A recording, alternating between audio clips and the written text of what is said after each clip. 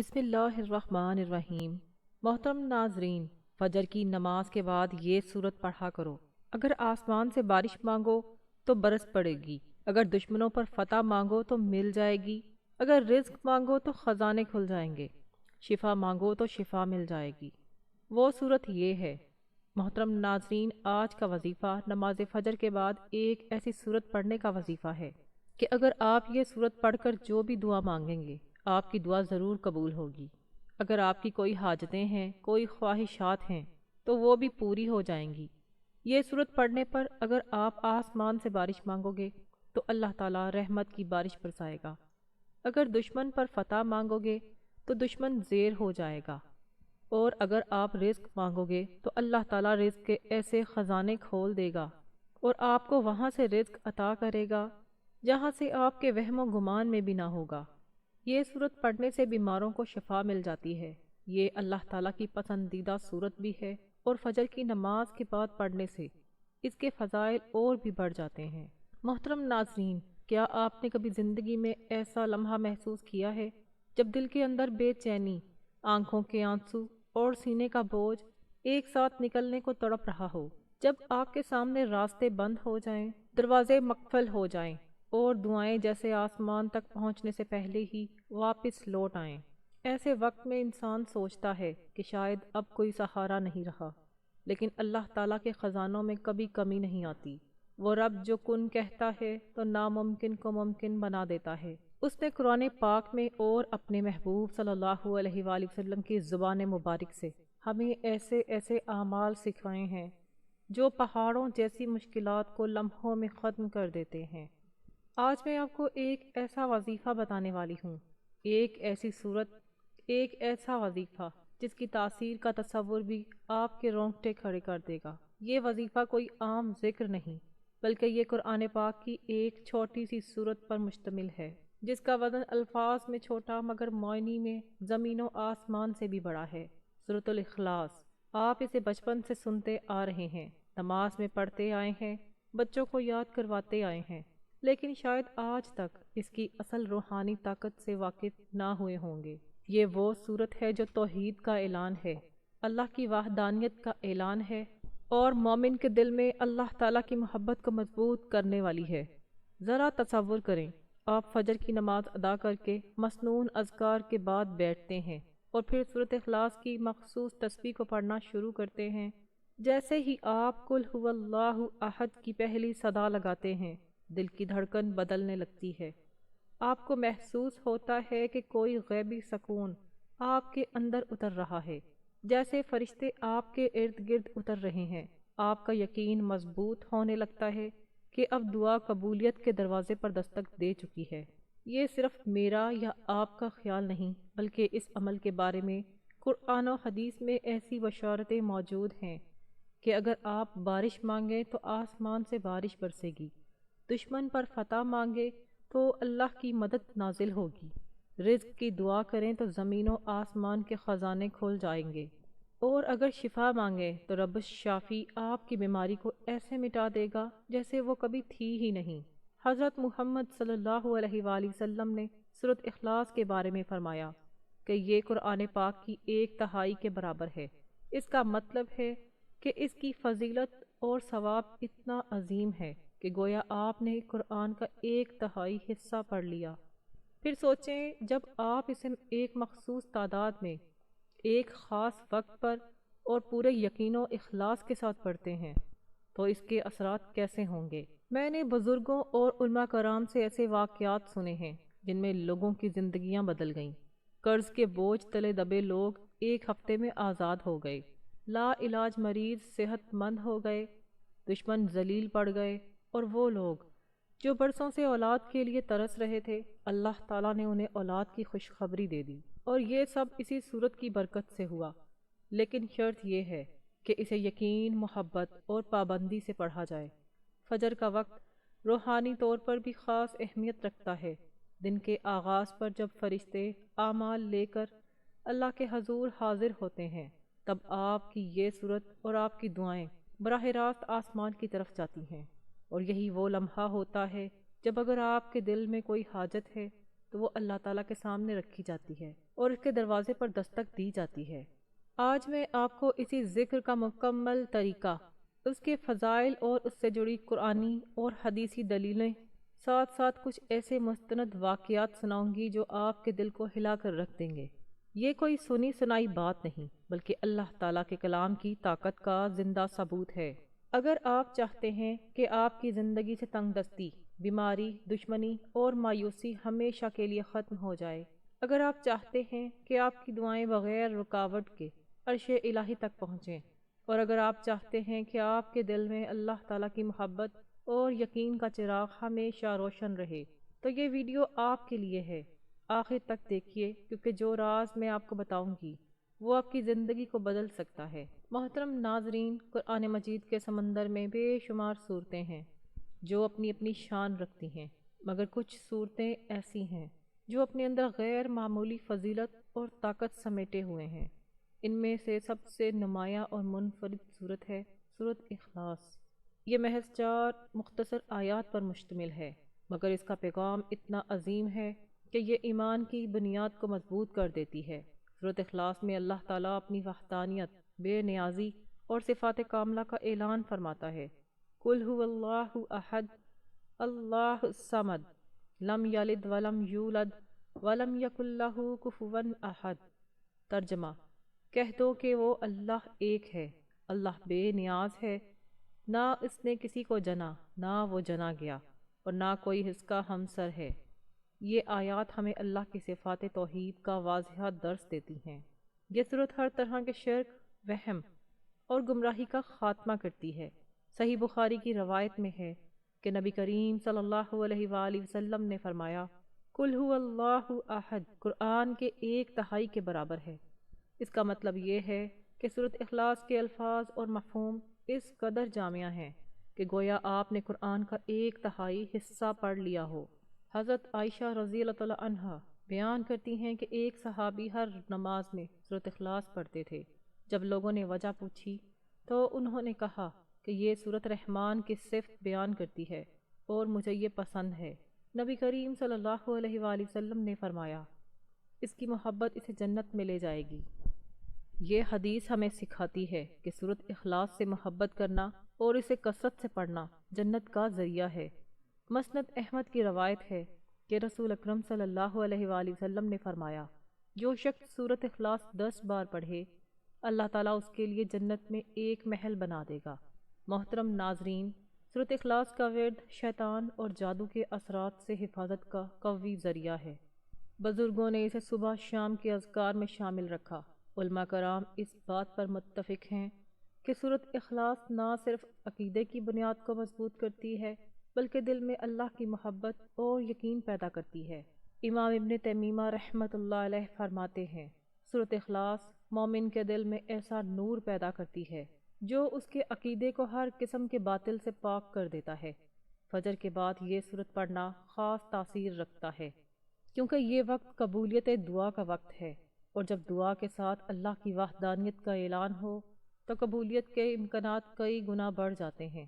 سورۃ اخلاص مختصر مگر عظیم پیغام رکھنے والی سورت ہے، جو مومن کے ایمان کو مضبوط کرتی ہے، اس کے لیے جنت کا دروازہ کھولتی ہے اور اس کی دعاؤں کو قبولیت کی راہ پر ڈال دیتی ہے۔ محترم ناظرین، دن کے 24 گھنٹوں میں 5 ایسے سنہری لمحات ہیں جن میں ایک مومن اپنے رب سے ہم کلام ہوتا ہے، اور ان میں سب سے خاص مقام فجر کو حاصل ہے۔ بہت سے علماء کرام نے وضاحت کی کہ فجر کے بعد کی گھڑیاں دعا کی قبولیت کے لیے خاص ہیں، اس لیے اولیاء اللہ اس وقت خاص ذکر و اذکار میں مشغول رہتے تھے۔ فجر کے بعد ذکر و اذکار کرنے کا ایک خاص پہلو یہ بھی ہے کہ مومن کا دل اللہ کی طرف متوجہ ہوتا ہے۔ فجر کے وقت کی عبادت دل کو نرم اور روح کو صاف کر دیتی ہے۔ یہ کیسا اعجاز ہے جو ہر مومن کے لیے سہولت ہے۔ صحابہ کرام فجر کے بعد مسجد میں بیٹھ کر ذکر کیا کرتے تھے۔ حضرت عبداللہ بن مسعود رضی اللہ تعالیٰ عنہ فرمایا کرتے تھے، جو بندہ فجر کے بعد ذکر الہی میں بیٹھا رہے، اللہ اس کے لیے جنت میں ایک مقام تیار کرتا ہے۔ جب ہم سورۃ اخلاص کو فجر کے بعد پڑھتے ہیں تو اس کے 2 بڑے فائدے ہوتے ہیں۔ نمبر 1، فجر کا وقت خود قبولیت کا وقت ہے۔ نمبر 2، سورۃ اخلاص اللہ کی وحدانیت کا اعلان ہے جو دعا کو مزید مضبوط بنا دیتی ہے۔ یہی وجہ ہے کہ اس عمل کو اختیار کرنے والے اکثر لوگ اپنی حاجات کی جلد قبولیت کو دیکھتے ہیں۔ ایک بزرگ بیان کرتے ہیں کہ ایک بار قحط کے دن تھے، لوگ بارش کے لیے دعا کر رہے تھے لیکن بارش نہیں ہو رہی تھی۔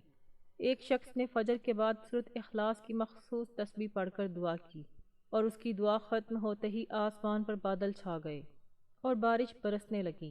لوگوں نے کہا، یہ اس تسبیح کی برکت ہے۔ نبی کریم صلی اللہ علیہ وآلہ وسلم نے فرمایا، جس نے دن میں 100 مرتبہ قل هو اللہ احد پڑھی، اس کے لیے خیر کے 70 دروازے کھول دیے جاتے ہیں۔ محترم ناظرین، یہ حدیث اس بات کا اشارہ ہے کہ سورۃ اخلاص ہر حاجت، چاہے وہ رزق کی ہو، بارش کی ہو، شفا کے لیے دعا کی قبولیت کا ذریعہ بن جاتی ہے۔ حضرت عائشہ رضی اللہ تعالیٰ عنہا سے روایت ہے کہ جب رسول اللہ صلی اللہ علیہ وآلہ وسلم بیمار ہوتے تو معوذتین اور سورۃ اخلاص پڑھ کر اپنے اوپر دم کرتے اور ہاتھ پھیرتے۔ یہ ثبوت ہے کہ یہ سورت بیماری کے علاج میں بھی مسنون ہے۔ اللہ تعالیٰ فرماتا ہے، اور ہم نے آسمان سے پانی نازل کیا برکت کے ساتھ۔ سورۃ اخلاص پڑھ کر بارش کی دعا کرنا اسی قرآنی سنت کے مطابق ہے کہ ہم اللہ کی رحمت کا وسیلہ بنائیں۔ قرآن میں ہے، اللہ مومنوں کا دوست ہے، وہ انہیں اندھیروں سے روشنی کی طرف نکالتا ہے۔ محترم ناظرین، سورۃ اخلاص کا ورد دشمن کی سازشوں کے اندھیروں سے نکلنے اور فتح پانے کا ذریعہ ہے۔ جو اللہ تعالیٰ پر بھروسہ کرے وہ اس کے لیے کافی ہے۔ سورۃ اخلاص اللہ تعالیٰ پر توکل کا سب سے بڑا اعلان ہے اور توکل رزق کے دروازے کھول دیتا ہے۔ ناظرین، دنیا میں بے شمار اذکار اور وظائف ہیں، لیکن ان میں سب سے زیادہ مؤثر اور طاقتور وہی ہوتے ہیں جو قرآن و سنت سے ثابت ہوں اور اللہ تعالیٰ کے محبوب بندوں نے انہیں آزمایا ہو۔ سورۃ اخلاص کی تسبیح انہی اعمال میں سے ایک ہے۔ یہ محض الفاظ کا مجموعہ نہیں بلکہ ایمان، یقین اور محبت الہی کا اعلان ہے، اور جب اسے فجر کی نماز کے بعد پڑھا جائے تو اس کا اثر کئی گنا بڑھ جاتا ہے۔ سورۃ اخلاص کو کثرت سے پڑھنے کی فضیلت نبی کریم صلی اللہ علیہ وآلہ وسلم کی کئی احادیث سے ثابت ہے۔ خاص اوقات میں پڑھنا، جیسے فجر یا عصر کے بعد، اہل علم کے نزدیک دعاؤں کی قبولیت کے اسباب میں سے ہے۔ یہ وظیفہ دراصل ذکر قلب اور ذکر لسان کا امتزاج ہے۔ زبان پڑھتی ہے، دل یقین کرتا ہے اور اللہ کا نور انسان کے وجود میں اترتا ہے۔ ہر عمل کی قبولیت کی بنیاد نیت پر ہے۔ رسول اللہ صلی اللہ علیہ وآلہ وسلم نے فرمایا، اعمال کا دار و مدار نیتوں پر ہے۔ اس وظیفے سے پہلے دل میں پختہ نیت کریں کہ یہ ذکر صرف اللہ کی رضا اور اپنی جائز حاجات کی تکمیل کے لیے ہے، نہ کہ محض آزمائش یا دنیاوی دکھاوے کے لیے۔ وظیفہ شروع کرنے سے پہلے دل میں یہ نیت کریں کہ یا اللہ، میں یہ سورۃ اخلاص تیری رضا کے لیے پڑھ رہا یا پڑھ رہی ہوں، اور اپنی حاجات، مسئلہ، رزق، شفا، بارش، دشمن پر فتح تیرے سامنے رکھتا ہوں یا رکھتی ہوں۔ ناظرین، وقت کی نزاکت کو مد نظر رکھتے ہوئے چلتے ہیں وظیفے کی جانب۔ آپ نے سب سے پہلے نماز فجر ادا کرنی ہے۔ نماز فجر ادا کرنے کے بعد آپ نے حضور پاک صلی اللہ علیہ وآلہ وسلم کی خدمت اقدس میں درود پاک کا نذرانہ پیش کرنا ہے۔ ایک بار ثواب کی نیت سے میرے ساتھ بھی درود پاک پڑھ لیجئے گا۔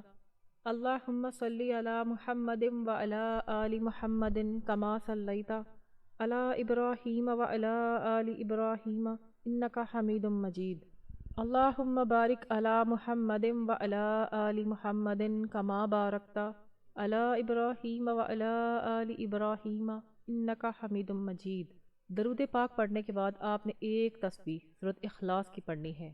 بسم اللہ الرحمن الرحیم، قل هو اللہ احد اللہ الصمد لم یلد ولم یولد ولم یکن لہ کفوا احد۔ ایک تسبیح سورۃ اخلاص کی پڑھنے کے بعد آپ نے اللہ تعالیٰ کے مبارک ناموں کی ایک تسبیح پڑھنی ہے۔ آپ نے یا وہابو، یا رزاقو، یا کریمو، ان 3 ناموں کو ملا کر پڑھنا ہے تو ایک شمار ہوگا۔ آپ نے ان 3 ناموں کی ایک تسبیح پڑھنی ہے۔ یہ 2 تسبیح پڑھنے کے بعد آپ نے ایک تسبیح استغفر اللہ کی پڑھنی ہے اور پھر دوبارہ درود پاک پڑھنا ہے جو شروع میں پڑھا تھا۔ درود پاک پڑھنے کے بعد آپ نے ایک مرتبہ سورۃ مزمل کی تلاوت کرنی ہے۔ یہ وظیفہ پڑھنے کے دوران دل میں اپنی حاجت کا تصور رکھنا ہے، جیسے بارش کی دعا مانگ رہے ہیں تو بادل کا تصور، شفا مانگ رہے ہیں تو صحت مند ہونے کا تصور اہل ایمان کا تجربہ ہے کہ اس وظیفے کو مسلسل 7 یا 21 دن کرنے سے حیرت انگیز انکشاف ظاہر ہوتے ہیں۔ کبھی کبھی پہلے ہی دن دعا کی قبولیت کے آثار ظاہر ہو جاتے ہیں۔ سورۃ اخلاص کی تسبیح فجر کے بعد ایک مجرب اور روحانی اثر رکھنے والا عمل ہے۔ شرط یہ ہے کہ اسے درست نیت، صحیح طریقے اور مکمل یقین کے ساتھ کیا جائے۔ یہ نہ صرف حاجتیں پوری کرتا ہے بلکہ ایمان کو مضبوط کرتا ہے۔ وظیفہ مکمل کرنے کے بعد دونوں ہاتھ اٹھا کر عاجزی کے ساتھ دعا کریں۔ دعا میں پہلے اللہ کی حمد و ثنا بیان کریں، پھر نبی کریم صلی اللہ علیہ وآلہ وسلم پر درود بھیجیں اور آخر میں اپنی حاجت مانگیں۔ دعا میں یقین رکھیں کہ قبولیت ابھی ہوگی۔ محترم ناظرین، یہ تھا سورۃ اخلاص کی تسبیح کا وہ عمل جو نہ صرف قرآن و حدیث سے ثابت ہے بلکہ صدیوں سے بزرگان دین کے تجربات اور لاکھوں مسلمانوں کی دعاؤں کی قبولیت کا ذریعہ رہا ہے۔ یہ عمل ہمیں یاد دلاتا ہے کہ اصل طاقت اور اختیار صرف اللہ تعالیٰ کے پاس ہی ہے۔ وہی بے نیاز ہے، وہی رازق ہے، وہی شافی ہے اور وہی دشمنوں پر غالب آنے والا ہے۔ فجر کے بعد کا وقت دل کی سچی نیت اور سورۃ اخلاص کی تکرار گویا آسمان و زمین کے درمیان ایک ایسا نورانی پل بنا دیتا ہے جس سے دعا سیدھی عرش الہی تک پہنچتی ہے۔ اگر ہم اس وظیفے کو محض ضرورت کے وقت نہیں بلکہ زندگی کا مستقل حصہ بنا لیں تو انشاءاللہ دنیا اور آخرت دونوں میں کامیابی ہماری ہم سفر ہوگی۔ یہ ایک پکار ہے دل کی گہرائیوں سے رب کی طرف یقین کے ساتھ، اور جب یقین کامل ہو تو رحمت کے دروازے خود بخود کھل جاتے ہیں۔ آخر میں میری اللہ تعالیٰ سے دعا ہے کہ اللہ تعالیٰ میرا سنانا اور آپ کا سننا اپنی پاک بارگاہ الہی میں قبول و منظور فرمائے۔ جو مانگا مقدر فرمائے، جو نہیں مانگ سکے بن مانگے عطا فرمائے۔ اللہ تعالیٰ نیکی کی بات کو سننے، سمجھنے اور اس پر عمل کرنے کی طاقت اور توفیق عطا فرمائے۔ آمین ثم آمین۔ ناظرین، آپ سے گزارش ہے کہ اپنے رزق میں برکت، وسعت اور کشادگی کے لیے اللہ تعالیٰ کے 99 ناموں میں سے کوئی ایک نام لکھ کر کمنٹ سیکشن میں ضرور شیئر کریں۔ اللہ تعالیٰ ہم سب کا حامی و ناصر ہو، آمین۔ مجھے بھی دعاؤں میں یاد رکھیے گا۔ جزاک اللہ خیرن کثیرہ۔